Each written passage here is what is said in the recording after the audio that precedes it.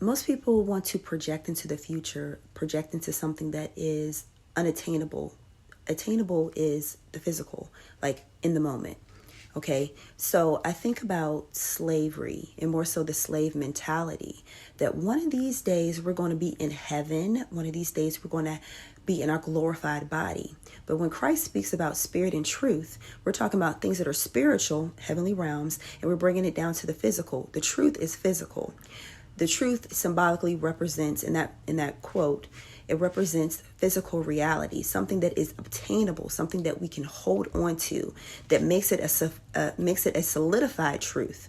Okay, so when we worship, and when we worship means doing work in the spiritual and in truth. I call my time in church where there was a heavy emphasis on heaven and looking towards heaven.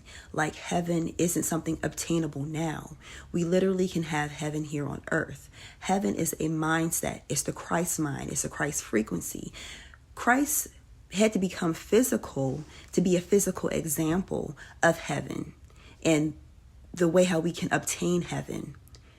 So if we know that we can obtain heaven here on earth, then that means that we have to tap into our mind frame. We have to tap into our mental and bring what is on heaven down to the earth.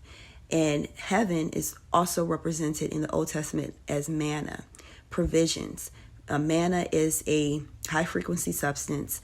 Some say that it was something physical and real, but it's more so talking about the manna from heaven. They teach it as if it is something that we have to die, physically die, in order to obtain, especially for people that were in slavery and enslaved in the mind still. So your body could be free, but your mind could be held in captivity.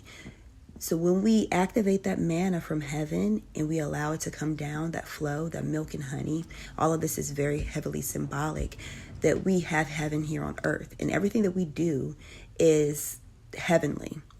If you think about a light body, a heavenly body, an angelic body, it is fragments of light that are really, it's like light body, like it could pass through objects, like how Christ did after ascending on the cross. Okay, I speak about the 4 quadrants of the brain, ascending, activating those quadrants of the brain. And that text is symbolic of being able to be in the body, but be in the heavenly body. It's like the merging of the two, the heavenly realms and then the physical realms. He could physically, what did Thomas do?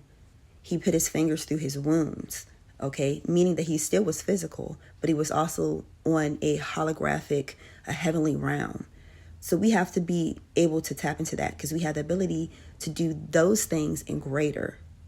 So instead of being fixated on escaping a matrix, and your matrix may be something that is holding you back from your true divine power, instead of focusing on escaping that, focus on how you can transmute it, how you can find and activate the Christ mind and transmute it to something that is positive. This is how we activate and utilize the Christ frequency in our lives, that we're able to look down on a situation and see how we can have the heavenly realms, heavenly access in our life situation. This is how you take something that seems to be very esoteric and you make it mundane. You make it applicable to your daily life.